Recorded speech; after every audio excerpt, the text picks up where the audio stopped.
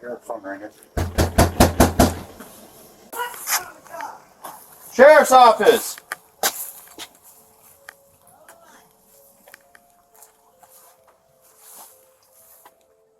Two houses down.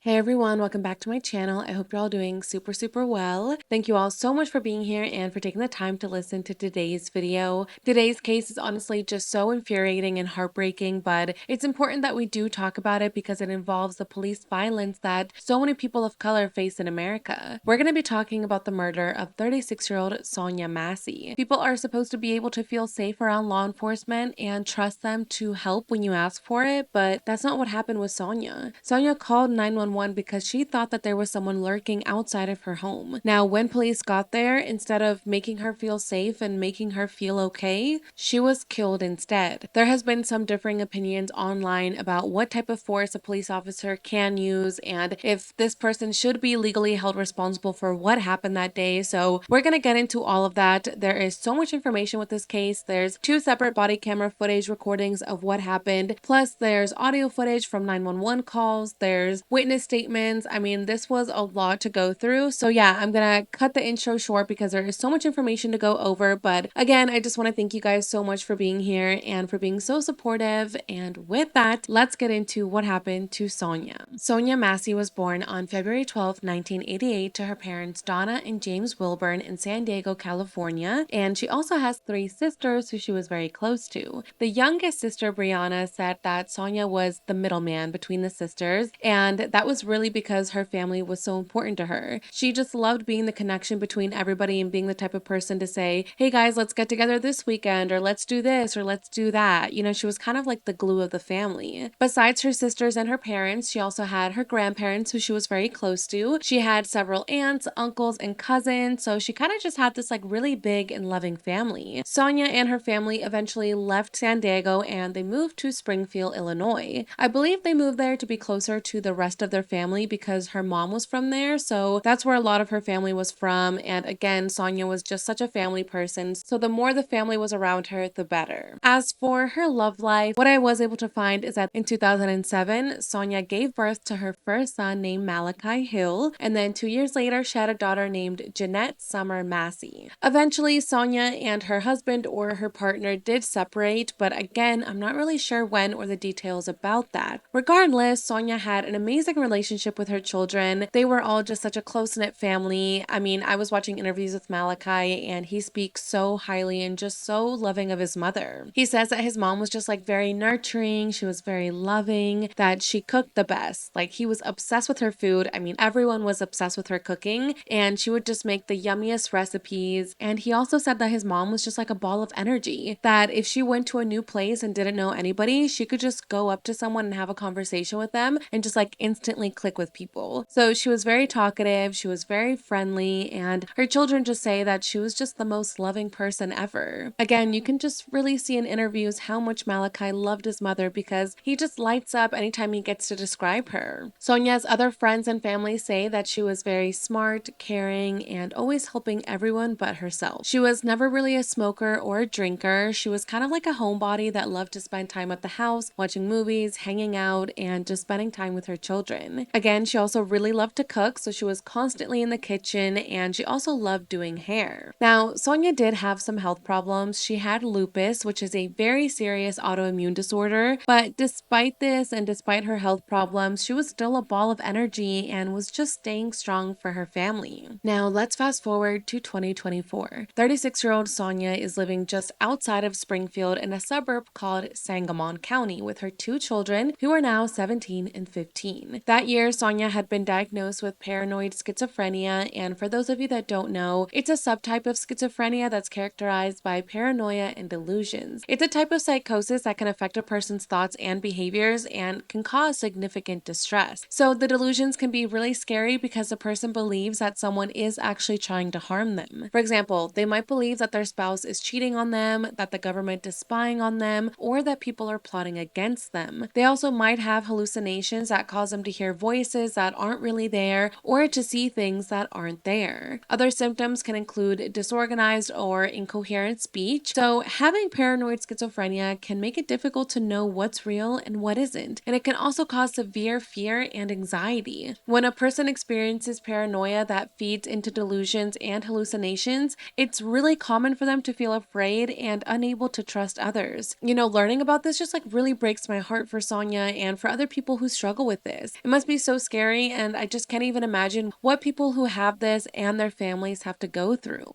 Now, in women, schizophrenia commonly develops between 25 and 35 years old, so it seems like this was something that just developed. Her son Malachi said that he didn't even know what triggered it, so it doesn't seem like this was something that had been ongoing for years or had been undiagnosed for a while or anything like that. This was all kind of new to Sonya and to her family. So Sonya was managing her mental health with medication, and she was doing her best to stay on top of it. She had accepted this diagnosis, she wanted to take her medicine, and she wanted to get the help that she needed. So this brings us up to the days leading up to July 6th. Sonya was really struggling with her schizophrenia, so her children went to go stay with her father. That way she could go and get treatment and get some help. Sonya went and checked herself into a 30-day inpatient facility, but then just after 2 days, she returned home. Her family was still trying to get her to get treatment. In fact, her son Malachi said, quote, "The whole week before all of this happened, I had been trying to get her into a mental health facility," end quote. But it's not always easy. The healthcare system isn't set up the best for situations like this. Sometimes hospitals and treatment centers can only make you stay if you're threatening to hurt yourself or to hurt someone else. I mean, everything is just kind of completely voluntary, so you can check yourself out whenever you want to, even if you're clearly having a mental health crisis. I'm not really sure if this was the case with Sonya's, situation. Maybe she just didn't want to go in. Maybe they just couldn't get her in. We're not really sure why she was back home. On July 4th at 9:26 p.m., Sonya called 911 and the dispatcher tried to get the information from her, but they couldn't really hear anything. They kept asking what was going on, and Sonya just kept saying, "I'm cool." The dispatch tried to ask more questions to kind of figure out what type of help Sonya needed, but after only 34 seconds, Sonya hung up the phone. It doesn't really seem like law enforcement showed up to where she was calling from. I wasn't able to find more details about this. I don't know if it was just Sonya called them, it wasn't giving them information, and police didn't show up. It's interesting because a lot of people are like, "Oh, I thought that if you called the police and you didn't say anything and hung up, they would still show up," but I guess that's not what happened in this situation. The next day, on July 5th at 9:07 a.m., Sonya's mother, Donna, called 911 from her home and told the dispatch that her daughter Sonya was, quote, "being sporadic and she's been mentally having a mental breakdown or just something." But Donna also assured dispatch that Sonya was not a danger to herself, that she wasn't a danger to Donna, that she just wasn't a danger in general. She also said, "I don't want you guys to hurt her, please. And please don't send no combative policemen that are prejudiced, please." And to this, the dispatcher replied, "Okay, well, they just do their job," which is honestly such a crazy thing to say, just knowing what we know about how frequent police murders are. But also, it's just a crazy thing to say because unfortunately, we know how this case ends. So to this comment, Donna replied, "Okay, but they're scared. I'm scared of the police. Please be careful. Thank you." And to that, all the dispatcher said was, "You're welcome." Now, since Donna lived in Springfield, Illinois, that's where the officials showed up to check on the situation. So they showed up at around 9:13 in the morning on July 5th, and they started speaking with Sonya. They asked her if she lives there, which she doesn't because, again, this is her mom's house. And then they asked her to explain what's going on. Sonya starts talking about medication that she's taking, and officials stay there speaking with her for about 45 minutes before leaving the scene. However, later that day at 12:50 p.m., Sonya called 911 herself. She told the dispatcher that somebody was breaking into her car windows, and she's heard on this call kind of yelling to this person. So the call continues, and at one point the dispatcher asked Sonya, "Okay, and why did a neighbor hit you with a brick?" Sonya replies, "Well, come find out. I can't tell you right now. I'm hurting bad." So the Sangamon County Sheriff's Office responded to the call, and they showed up at Sonya's home. Her son Malachi actually went over to the house because he heard that police were there, and of course he just wanted to make sure that everything was okay with his mom. He didn't really know what was going on or why police would be there. However, when he was on his way to his mom's house, Sonya called him and told him that police were already driving her to the hospital. Malachi still didn't have all the details of what had happened, but at least his mom was going to the hospital to get help. So after Sonya arrived at the St. John's Hospital at 2 p.m., she admitted that she was the one who broke her car window, that it wasn't a stranger. Police interviewed her neighbor who witnessed the car incident, and they said, quote, Sonya then admitted to breaking her own car window on the back driver's side in an attempt to get into the car to get away. So it's just really clear that Sonya was not doing well at this point. I mean, she was calling police saying that someone was breaking into her car, but then it turned out that it was herself breaking into her car. I mean, she just wasn't doing well at this point. But despite this, after being treated at the hospital, she returned home again. Now, just hours after that, on July 6 at 12:50 a.m., Sonya called 911 to report a possible prowler outside her home, saying that she was hearing some noises. 911, what's the address for your emergency? What's going on there? I keep hearing stuff on the outside of my house, and it sounds like somebody was banging on the side of my house. I don't know. Oh, could y'all come and see? And can you confirm the address for me? It is What is your name? Sonya Massey. And your phone number? I don't know the number by heart, but I know that somebody's outside my house right now. Okay. Have you seen the person?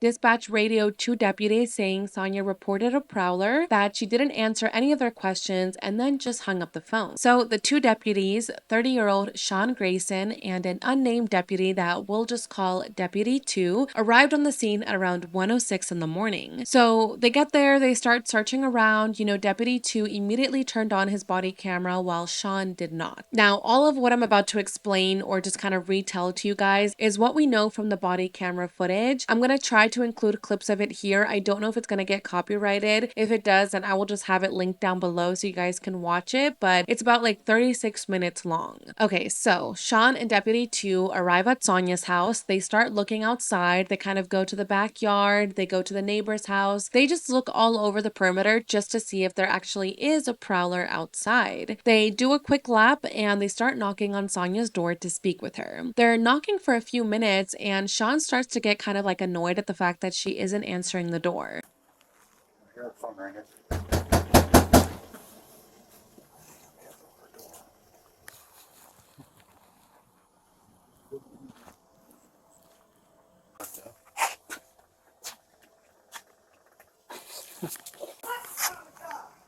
Sheriff's office!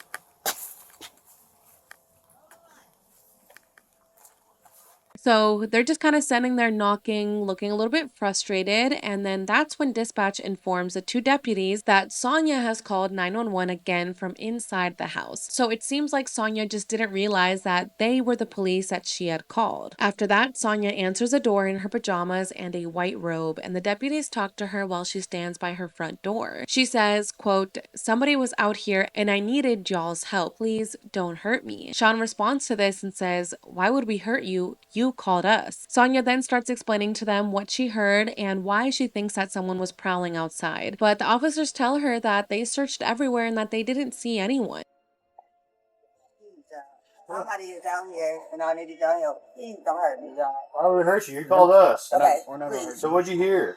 Somebody keeps outside my house, y'all. Please. They ask if the black SUV in the driveway is hers, and she says no. Sean says, oh, so he's kind of confused by this, but then he tells her again that they checked the area and that they didn't see anyone. Sonya then tells them, quote, I'm trying to get help, y'all. Sean asks, okay, what do you need help with? Nothing, I just, please God, I don't know what to do. And then Sonya puts her hand on the side of her head. Is this your car over here?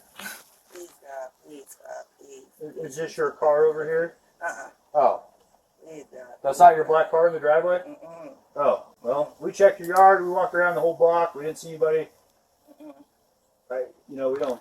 We checked the whole area. There's nobody out walking around. I know, y'all. Please, God. Please, God. I'm trying to get help, y'all, but What do you need help with? nothing. I just Please, God, please, God, please. I don't know what to do. Do with what? Deputy 2 steps in and asks her, "What do you need help with?" Sonya replies with, "Nothing. I just wanted to see if you could help me." To this, Sean says, "What do you need help with?" Sonya just seems confused for a moment and then goes, "I heard somebody outside." But again, the two officers repeat to her that they already checked everywhere. Huh? What do you need help with? Nothing. I just wanted to see if I could help me. What do you want help with? Huh? What do you want help with? I heard somebody outside. Yeah, we checked your house. We checked your backyard. I walked all the way through all these backyards. We checked your front yard. We didn't see nobody, Yeah, so. nobody's out here. You didn't see anybody? Nope. Nope. We checked the whole area. This entire interaction just seemed very confusing. It just seems, again, that Sonya was not doing mentally well and that maybe she was also confused by the situation. The officers ask her again if there's anything else that she needs, and she says, "No, sir." The officers are like, "Okay." Now, from the start of their interaction, there are a few clues suggesting that Sonya may have been experiencing a mental health issue. She has trouble understanding and answering the basic questions, and it seems like the officers picked up on this because before they're about to leave and just continue on with their night, Officer Sean asks Sonya if she's doing all right mentally, to which she says, "Yes, I took my medicine." Okay. What took you so long to answer the door? Oh, I was trying to put on some clothes, sir. I'm sorry. I was trying to get I dressed. gotcha. I'm All right. sorry. Is there anything else we can do for you? Huh? Is there anything else I can do for you? No, sir. Okay. Okay. All right. Doing all right mentally? Yes. Sir? I took my medicine and stuff. All right. I love y'all. Thank y'all. All right. Sean says, "All right." And they start to kind of wrap up things, and Sonya starts to kind of open up her screen door and gets ready to close it as she says, "I love y'all. Thank y'all." Sean kind of laughs and is like, "All right." And he kind of starts to walk away. So Sonya is about to close her door when all of a sudden Officer Sean says, "That's not your black car though, the SUV?" She still says no and steps out of her house again, and Sean says, "Whose is it?" Sonya doesn't really have a straight answer, but says that they just brought it and left it, but doesn't say who they is. So Deputy 2 goes to check on the SUV, which is like all the way down the driveway closer to the back of the house, while Sean stays with Sonya at the front of their house. Deputy 2 radios in the license plate number, I guess, so that they can like look it up and see whose car it is, and Sean asks Sonya for her ID. Sonya tells him to wait, and then she makes a phone call, and he does wait. No one answers Sonya's call, so then they all go into her house so that they can look for her ID. Sonya starts to kind of like look around. She has some like paperwork on the couch. She has like her purse, and she's just kind of looking through all of her stuff to find some type of ID. And as she's doing this, Deputy 2 checks the bedroom off of the living room with a flashlight. He was just kind of checking just to make sure that there was no one else in the house. While this is happening, Sonya gets a phone call and she answers it. It was actually dispatch calling her back, and she lets them know that the deputies are there, but tells dispatch to hold on. She puts the phone down and she starts looking through her purse. Dispatch radios the deputies and is like, "Well, hello, like, are you guys there or not?" And they say that yes, that they are there and that they can hang up. They're here in my house right now. Okay, I'll let you go and you talk to them. No, hold on. Wait a second, sir. You can hang up, Cotwell. That's good. For what? You're there with the deputy, correct? No, hold on, okay? You can hang Hold up. on for what? Just 1 second, okay?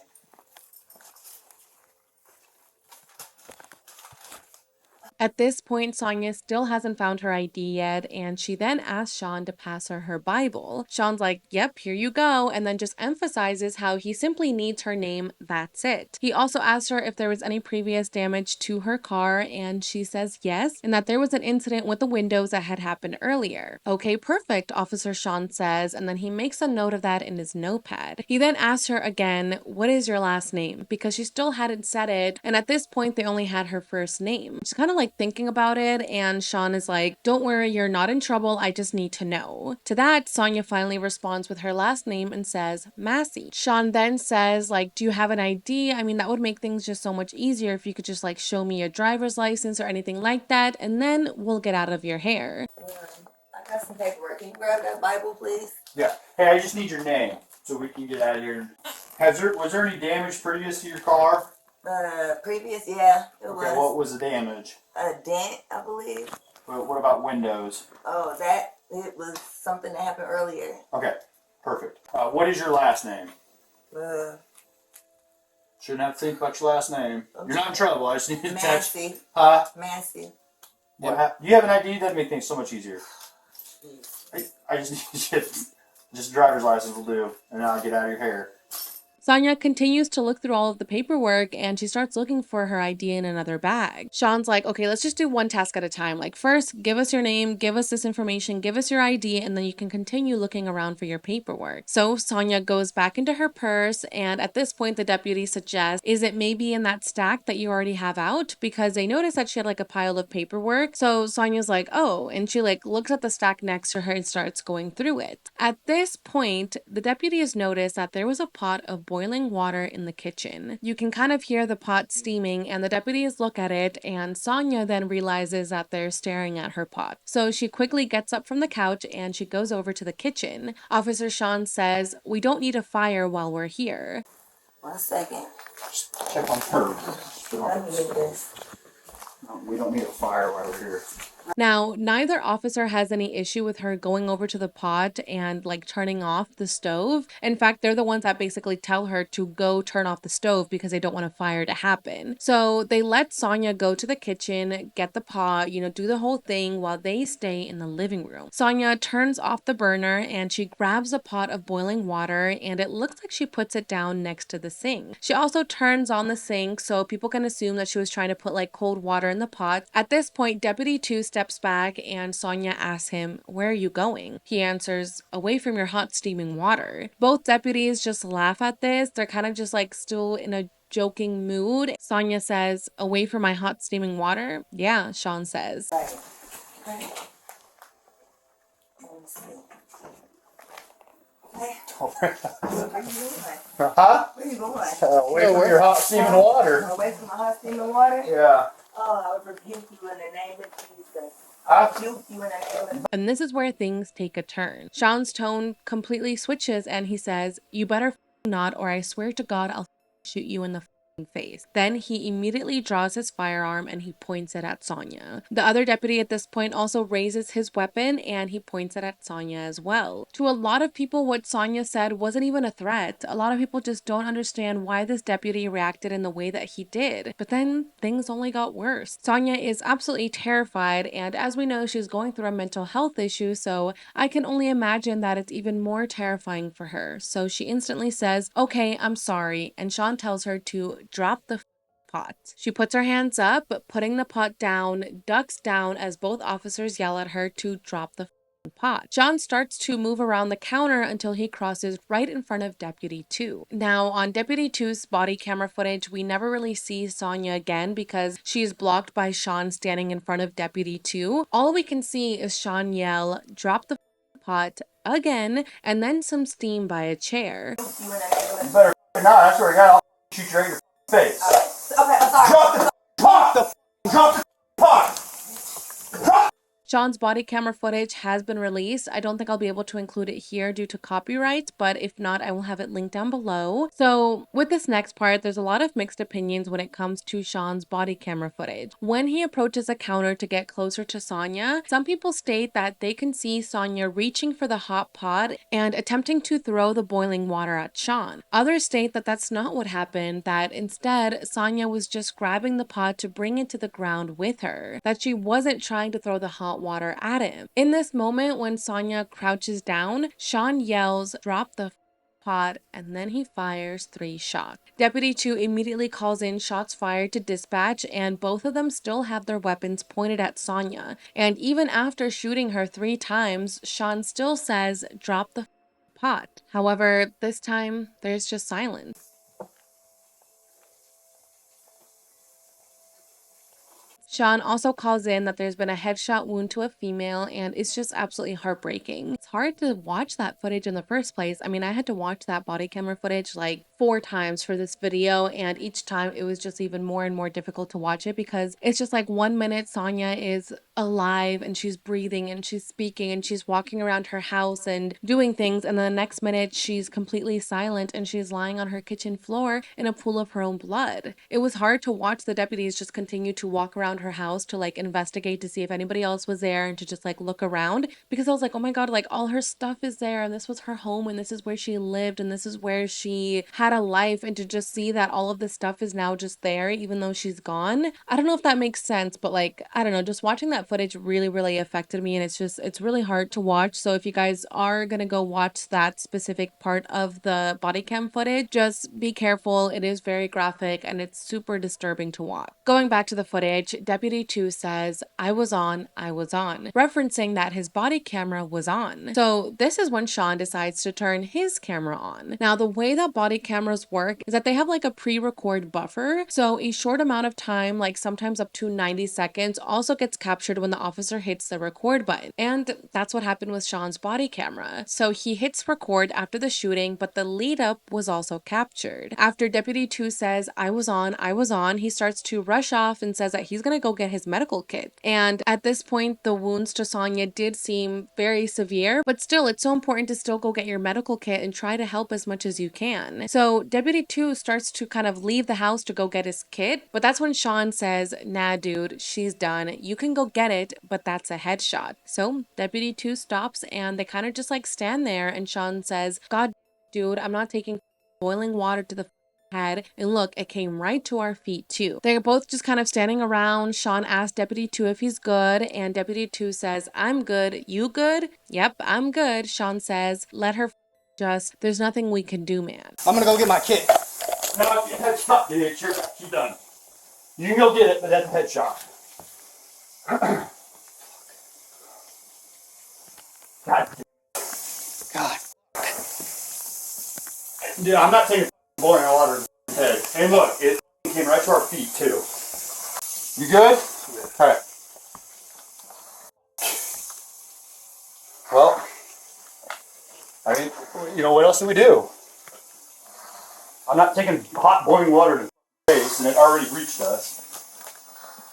I mean, you can just tell how affected Deputy 2 was by this. Like, he was like shaking on the footage. You can just tell that he was like, wait, how did this just like escalate to this? Like, 1 minute we were here laughing with her and just like checking on her and making sure that there wasn't an intruder, and the next minute she's gone. Sean is also kind of just thinking about his decision, and he says, well, I mean, what else do we do? I'm not taking hot water to the face, and it already reached us. So at this point, a lot of people feel like maybe Sean was trying to like rationalize to himself or to the other deputy about the decision that he made, because he continued saying, you know, I'm not taking hot water to my face. Look, it already reached us, because the pot had spilled at this point, so there was water on the floor now. But I mean, still, it was on the floor. It wasn't like on them or like near their face or anything like that. So a lot of people feel that at this point, Sean was trying to rationalize and be like, it was either the boiling water on us or it was her. So now it's been about 2 minutes since Sonya was shot, and Sean then calls in that quote, she's still breathing, but she's losing a lot of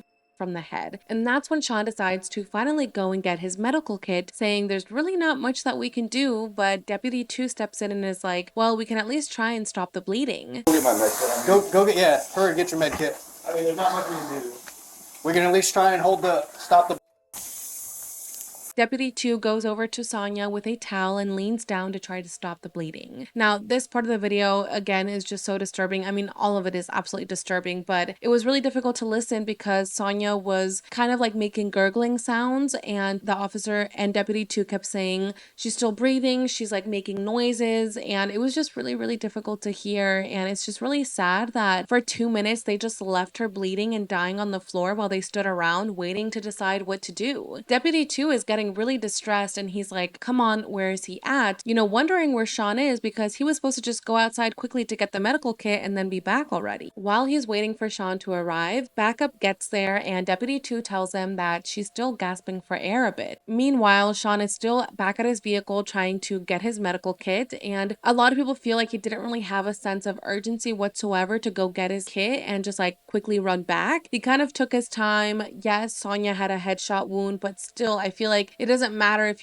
you think that someone is gone, you should still try and go get them help as quickly as possible. So while Sean is like looking for his medical kit, he radios a dispatcher and asks them if police had previously been called to Sonya's home over mental health concerns. Over the dispatch radio at 1:23 a.m., someone asks, just to confirm, self-inflicted. 2 other people then say things that are inaudible, and then someone at 1:24 a.m., who is currently unknown, at least to the public, says self-inflicted. And a person immediately replies with, okay, Thank you. Honestly, to me, that was just like confusing. I hope that was just said by someone who thought that this was like a self-inflicted wound, but I don't really understand because everyone at the scene knew that this wasn't self-inflicted. So I don't know how this information got out or how this information got confused. I was reading like I guess like a press statement that the police department released about this specific incident. And they basically were just like, yeah, I think the dispatcher was just confused and thought that it was self-inflicted, but no one here thinks that that's what happened. So anyways, the body cameras are still going on and Sean walks back into the house and asks the sheriff that's arrived, is there anything you think we can do for her? But he's told no. Sean says, all right, I'm not even gonna waste my medical stuff then. As if his medical stuff is like worth more than giving Sonya a little bit of comfort. It's just really crazy. Sean then tells the sheriff that the house is cleared, and that's when the sheriff says, where's the gun? Sean says, no, there's no gun. She had a pot of boiling water. Now, to a lot of people, the sheriff looked a little bit stunned by this. He was like, oh, like there was no gun. You shot her because of boiling water. I mean, a lot of people just seemed really confused once they got to the scene and heard that there was no gun, that it was just water that like Sean was worried about. So I don't know. You guys can watch the footage and let me know what you guys think about that. You want to run down real quick?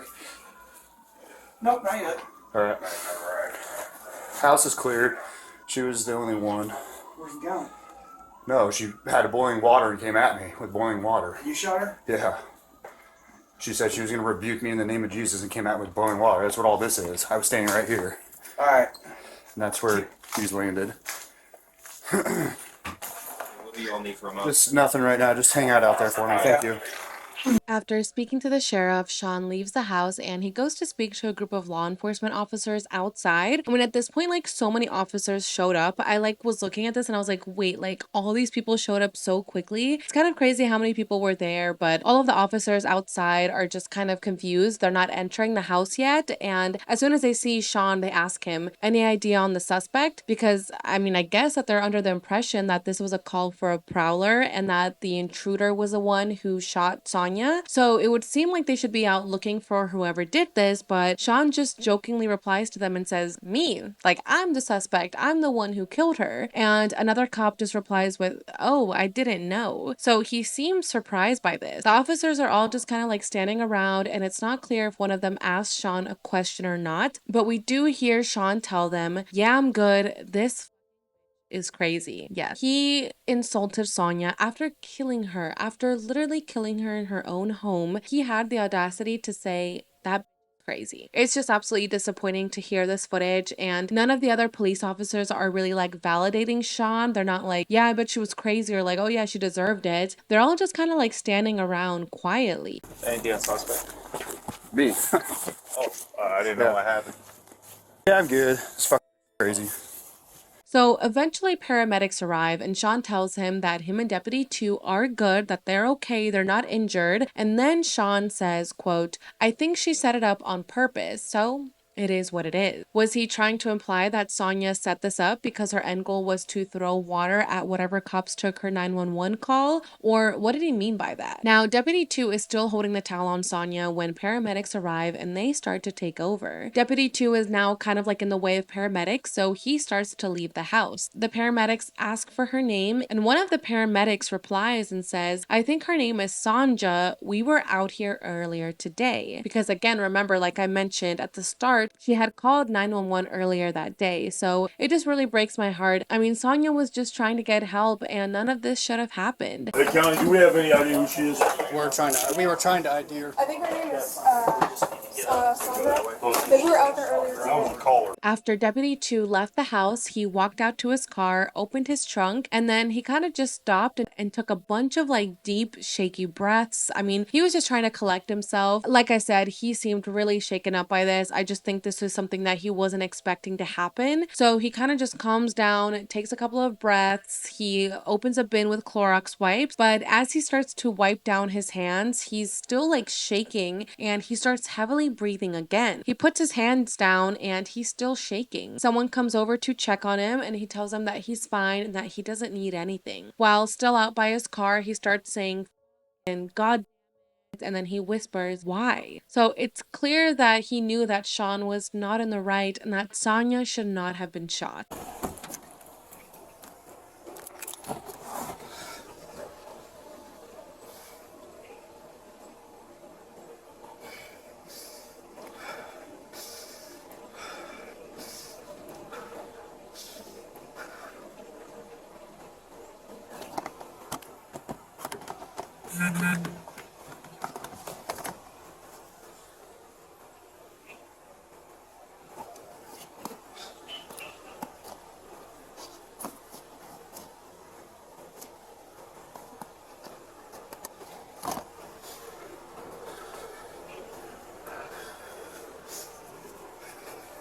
Now, not long after that, both of the body camera footage ends. So paramedics take Sonya to St. John's Hospital emergency room where, unfortunately, she was pronounced dead at 1:47 a.m. Her cause of death was determined to be from a gunshot wound to the head. The bullet entered under her left eye, hit a carotid artery, and then exited out the back of her neck. Again, it's just absolutely heartbreaking to hear what happened to Sonya, and the most upsetting part is just that it was so senseless. You know, like when you watch the footage and just see how the deputies came so close to leaving when they were on the front porch and were like, okay, good night. And then you see Sonya walking back into her house and beginning to close the door. You just want to like yell through the screen to tell officers to just like leave and like end the night and just like move on with it. But you just wish that the officers had left and that Sonya had closed the door and continued on with her night. But I mean, obviously that's not how things went down. So it's just like a really helpless feeling when you watch the footage. I mean, Sonya should be alive today. So the state of Illinois had the Illinois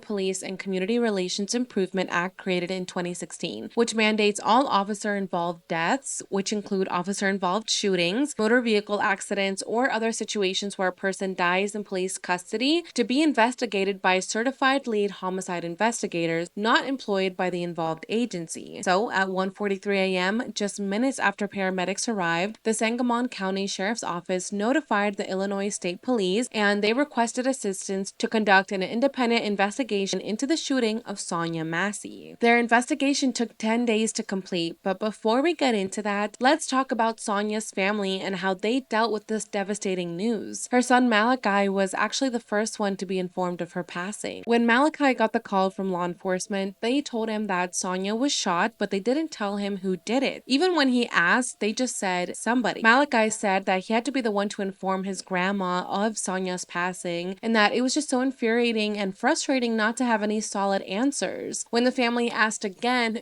who did this and what happened, they were told that Sonya had been having issues with her neighbor, implying that maybe her neighbor did this. The family continued asking for the truth, and when they got to the hospital to identify Sonya's body, they were told that this was self-inflicted. Sonya's father, Charles, said, quote, "We were under the impression that she was killed by the intruder or some other person from the street, and that they just went in there and they found her dead body. It wasn't until the next day that we found out Sonya was shot by a deputy, and even then it wasn't police who gave us this information. We had to find out because my brother read about it online." It just really makes no sense why law enforcement wouldn't just tell them what happened from the beginning, because obviously the truth was going to come out. So the fact that at first they told Malachi, oh, somebody killed your mom. Then they said, oh no, maybe it was her neighbor that she was having trouble with. And then they said that it was self-inflicted, and then the family has to find out that none of that is the truth. Instead, they have to go on the internet and find out that she was killed by a police officer. I just think that the way that they handled it is absolutely terrible, and the family just can't even describe how horrible and how tumultuous those first few days was of trying to figure out who killed Sonya and why. Now, let's quickly just talk about the hot boiling water because there's a lot of discourse about it online, so let's go over what investigators discovered. Now, Sean is a 6'3", 228-pound guy. Sonya was 5'4", she was about 112 pounds, so obviously the height difference between Sean and Sonya was a lot, and also the distance between Sean and Sonya and the counter between them gave Sean, quote,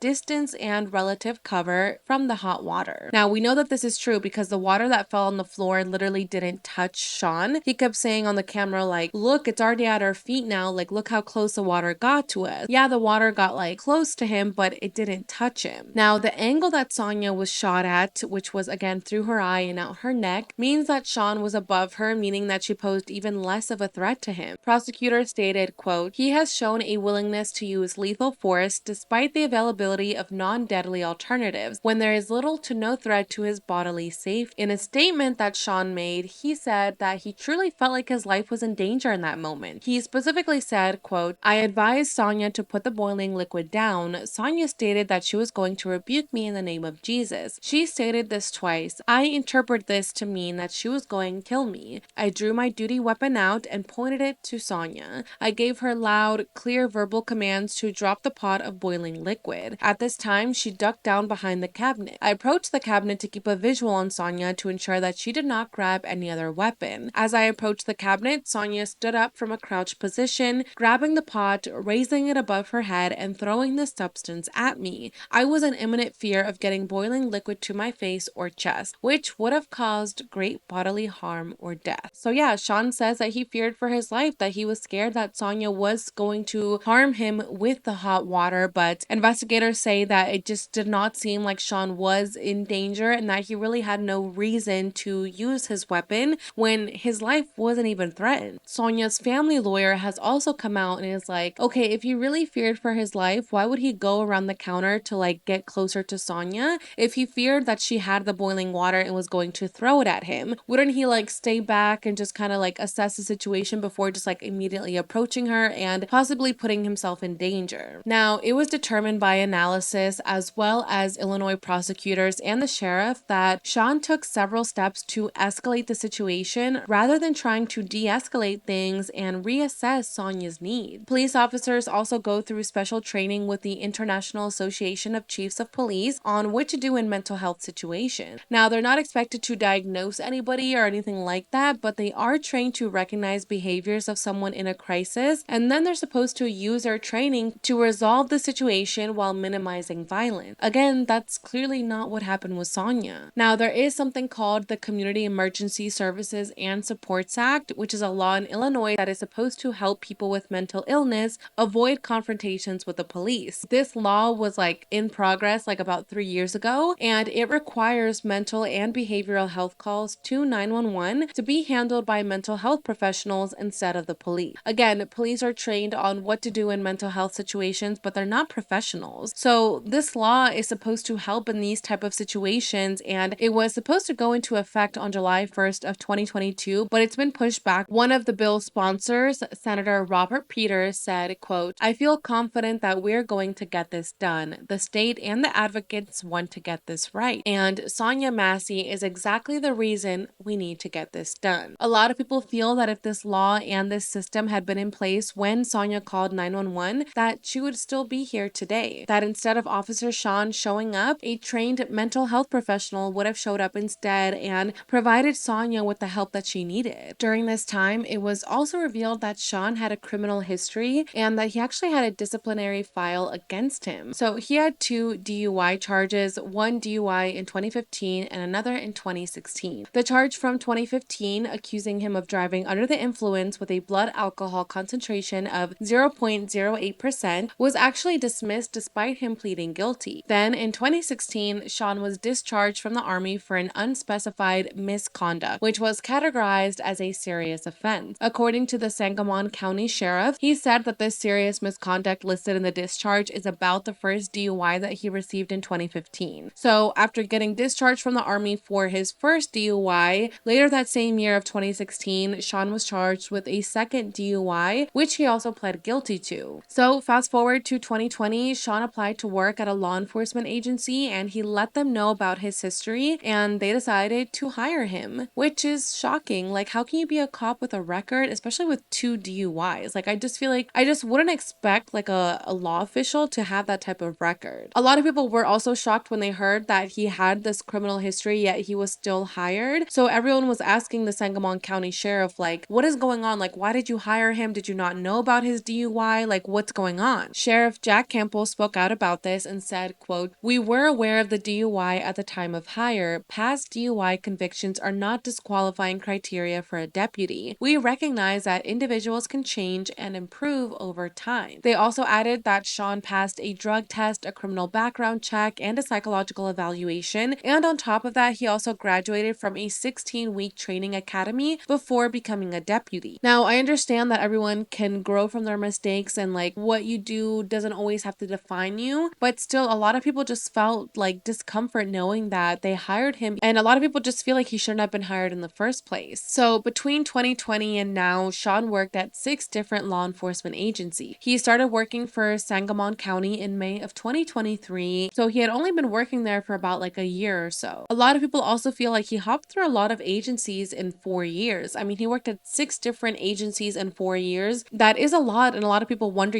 was it because of his behavior? Like, was he dismissed or did he just leave because of problems? I did read a statement from the sheriff of Sangamon County saying that from their knowledge, they don't believe that he had been fired from these positions, that he like voluntarily left, but who knows? In his disciplinary file, he had reports of bullying behavior. He had wanted to call CPS on a woman who was outside of his mother's house for seemingly no reason. Basically, he was trying to abuse his power and his higher-ups just didn't allow it. Then a complaint was filed against Sean by a couple that he pulled over in a traffic stop. They accused Sean of bullying behavior and of not respecting the woman's privacy. In the complaint, she described being told by Sean and another male officer to remove a bag of drugs that she had inside of her in front of them. She obviously wasn't comfortable doing this and she was later taken to a hospital to have it removed by a doctor. This woman describes feeling violated when Sean just like barged into the examining room while the doctor was performing the procedure. Now, when asked about this, Sean denied any wrongdoing or even being present at the hospital, and the allegations were eventually deemed to not have any proof to back them up. In 2022, Chief Deputy Nathan Miller wrote in a report that Sean needed extensive training after not listening to his superiors. He wrote that Sean needed field training along with additional traffic stop training, report writing training, high-stress decision-making process classes, and that he needed to read, discuss, and understand issued Logan County Sheriff's Department policy. This chief deputy asked Sean, 7 months on, "How are you still employed with us?" Sean responded, "I don't know." Now, this conversation is so frustrating to read about because obviously like those classes and trainings like weren't working and he shouldn't have been a deputy until he got all of those things done. I just don't get why the chief just like couldn't fire him if he obviously wasn't like performing his job the best. It really just doesn't make sense to a lot of people that it had to get to the point of Sean like murdering someone for him to be fired. Now, there was also another incident that occurred not related to Sonya but to Officer Sean. On May 8th, 2021, KiIled Atkins was on his way to pick up his kids from their mom's house. Now, their mom's house was just like a few blocks away, so it should have been a quick and simple trip, but that's not how it went. As KiIled was driving, he was pulled over by Officer Sean Grayson. KiIled followed the typical protocol. He pulled over to the side of the road and he waited for Officer Sean to approach him. Sean said that there was a warrant out for his arrest and then issued him a notice to appear, which is a document somewhat similar to an arrest warrant. In this notice to appear, Officer Sean recommended that felony drug charges be filed against KiIled. After this, KiIled followed through with the next steps, and this went on for 2 years until eventually the charges were dropped. It turns out that the evidence that Officer Sean claimed to have against KiIled didn't exist. There's actually body camera footage of Officer Sean admitting that he had no real evidence against KiIled and that he had no solid reason to arrest KiIled. I will see if I can include that in this video. If not, I will have it linked down below. In this video, he literally admitted to the chief of police that he had no real evidence against KiIled to support his recommendation for the felony charges. So he literally admitted to his superior that he lied, but there were no serious repercussions. He still went on and had a career in law enforcement, and he worked at 4 other police departments despite this incident, which is shocking. The fact that he lied about evidence and in a way got away with it is terrible. KiIled says that while those 2 years were still going on, everything was terrible in his life. He had to go to numerous court appointments, his reputation was ruined, and he even struggled with getting visitation rights to see his children. Now, this incident just like shows how Officer Sean wasn't the most credible officer out there and how he made many mistakes and did a lot of wrong things, yet he was still allowed to be a police officer. Also in Sean's file, a senior officer noted his lack of integrity for lying in his report, which again just kind of backs up the example I just mentioned, and a senior officer also told Sean, quote, "Officers like you have been charged and they end up in jail." And that's exactly what happened. On July 17th, a grand jury indicted Sean on 3 counts of first-degree murder, aggravated battery with a firearm, and official misconduct. John Milhisser, the state's attorney for Sangamon County, said that the investigation, quote, "does not support a finding that Grayson was justified in his use of deadly force." Sonya's family lawyer, Benjamin Crump, also spoke out during this time and said that Sonya needed a helping hand in that moment, not a bullet to her face. That Officer Sean's justification for this is terrible, it's disingenuous, and it's just just insulting. Even with it being blurred out and you're not seeing what the actual family saw, it is shocking. I mean, every part of the video, the beginning and the interaction, the heinous shooting of Sonya, and then the shocking aftermath, the disturbing aftermath. He killed her so senselessly. It was senseless on every level. It's just disturbing, not just the video, but the audio. I mean, it reminds you a lot of the tragic videos that we saw, like George Floyd, where there's a narration to the tragedy. I mean, he narrates that I'm going to shoot you in the effing face, and then he shoots her in the face. I mean, it's just troubling on every level. I mean, black women don't get the consideration and the respect in America. Sandra Bland, Breonna Taylor, Pam Turner, in all these instances, there was no real accountability. These black women died, and America has blood on their hands. With this, an arrest warrant for Sean was issued, and he actually turned himself in within about a half hour after it was issued. That same day, the Sangamon County Sheriff announced that Officer Sean had been fired and that he was no longer employed. The sheriff's office put out a statement saying, quote, "It is clear that the deputy did not act as trained or in accordance with our standard. The actions taken by Deputy Grayson do not reflect the values and training of the Sangamon County Sheriff's Office or law enforcement as a whole." Now, as for Deputy 2, because a lot of people were wondering, like, what happened with him, because he genuinely seemed distraught after Sonya's death, he was actually placed on administrative leave. I'm not really sure if that's still current as of now. I wasn't able to find like an update on that, but some people feel like he should also be held responsible for this because he also drew his weapon on Sonya. People also feel like he should have helped de-escalate the situation, that he just didn't really do much to kind of protect Sonya. So a lot of people feel that he should also be held responsible, while other people feel that he was kind of innocent in this and that he doesn't agree with what Sean did, and that, you know, since he didn't pull the trigger, he shouldn't be held responsible. At this time, as of right now, Sean has entered a plea of not guilty, and he was actually denied pre-trial release. His defense attorney, Dan, tried to kind of overturn this, you know. He said that Sean was not a threat to the community, that he wasn't a threat to Sonya's family, and that because of that, he should be let out. He argued that Sean was very compliant during the investigation, and that, I mean, he was the one that turned himself in within a half hour after his arrest warrant was issued. He also said that Sean had been diagnosed with stage 3 colon cancer last fall, so he needs like special medical treatment, which he won't be able to get while he's in jail. Despite all of these arguments, like I said, Sean was denied pre-trial release, so he is still being held as of now. There was actually footage released of Sean in the booking room, and in this footage, he's like basically venting to the other officers about his situation. He said, quote, "Well, this whole safety act bullshit,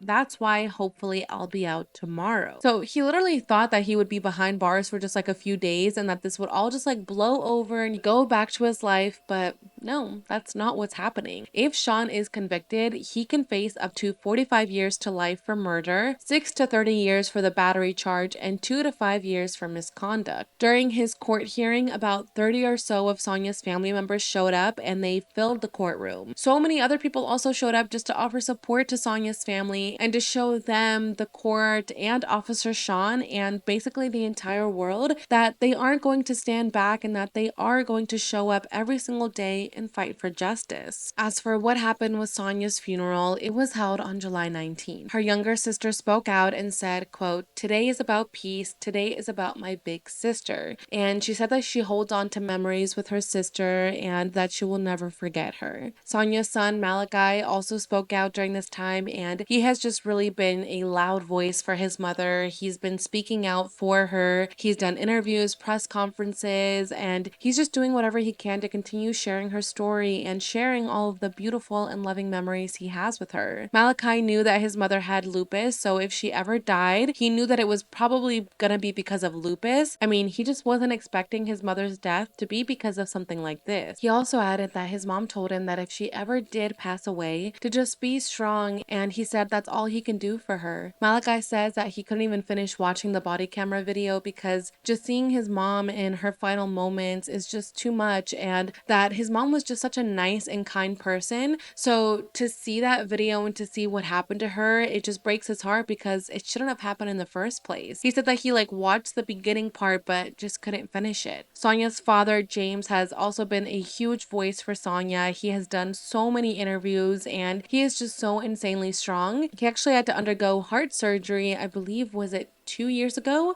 I believe it was quadruple bypass heart surgery, something very intense. And he's like, you know what? I often wonder, why did God keep me?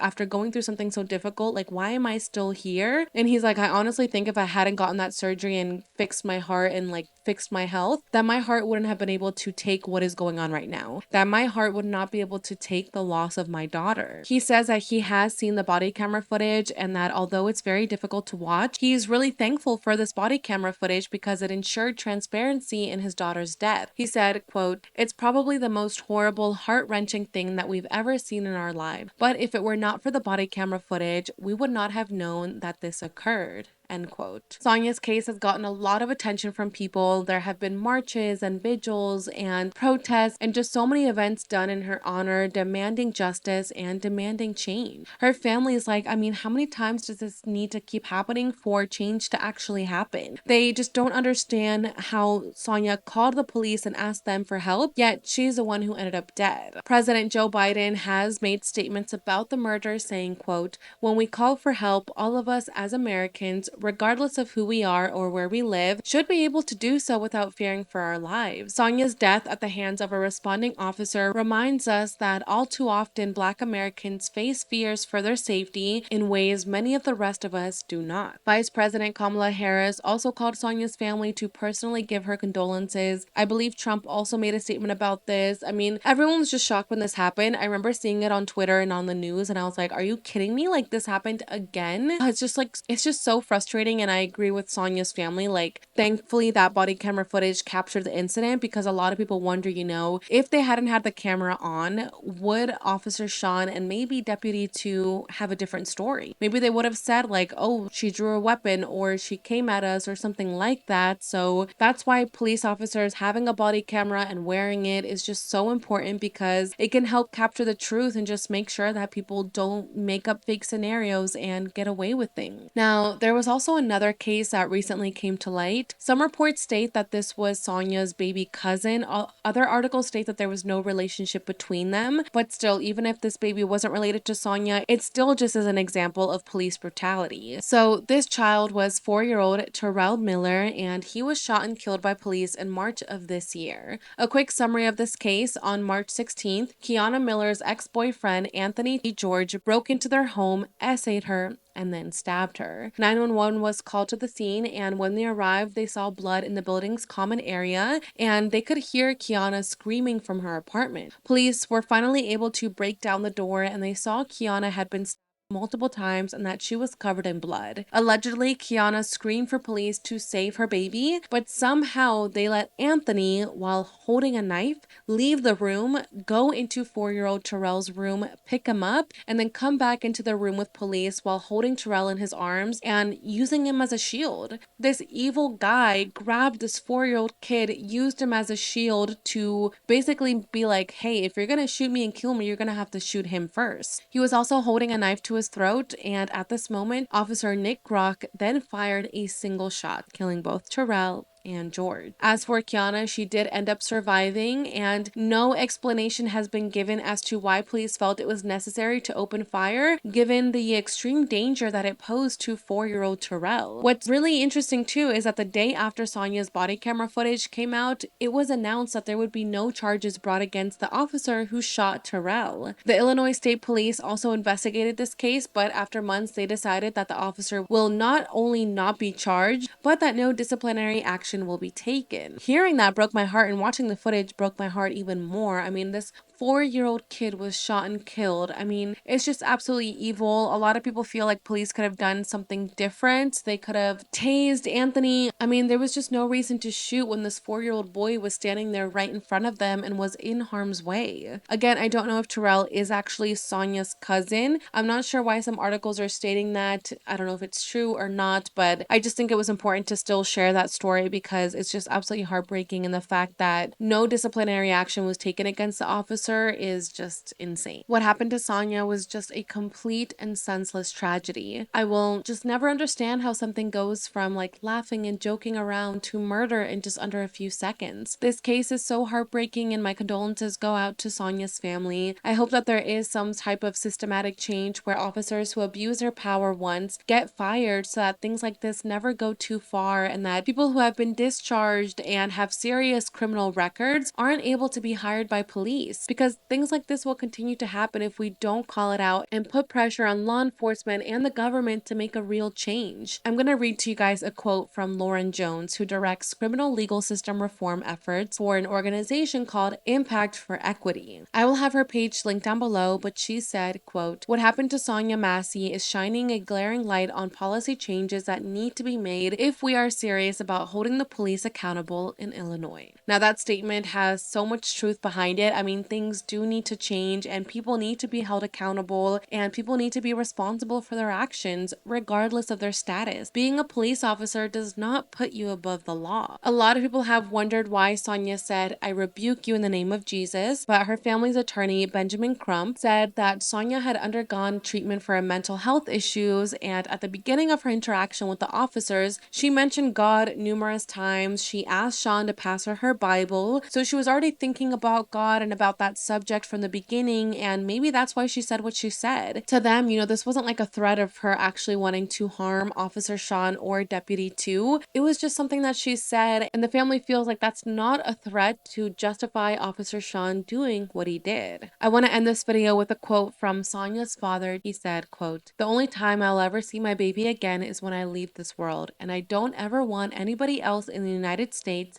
to join this league." With that, that is what happened to Sonya Massey. I'm going to have like a lot of resources linked down below, resources about mental health, resources about the Black Lives Matter movement, and just so many helpful resources on this topic in ways that you can stay informed, in ways that you can help, and changes that need to be done. So make sure to check out all of that linked down below. I'm definitely going to keep you guys posted on what happens with Sean's trial, what happens with his court hearings, and everything like that. So as soon as I see an update, I will let you guys know. I believe that Sean is scheduled to appear on October 21st, so we will see what happens with that. A GoFundMe has also been made for Sonya's family for support and to help them get justice for Sonya, so I will also have that link down below if you guys want to help. I know this is such a difficult case to listen to, and watching the body camera footage and listening to it and listening to the 911 calls, I mean, everything involving this case was just so disturbing. I definitely would love to hear what you guys think about this down below. If there are ever any other cases that you would like me to cover, also make sure to leave me a comment down below so I can add it to my list. If you guys are new to this channel, welcome, bienvenidos. I hope you guys can join the familia by clicking the subscribe button down below. I would really appreciate the support. Yeah, I think that's pretty much all I have to say. Again, I just want to send my condolences to Sonya's family. My heart goes out to you, and I just pray that you get justice. All right, you guys, that's pretty much it. I will see you all in the next one. Bye, familia.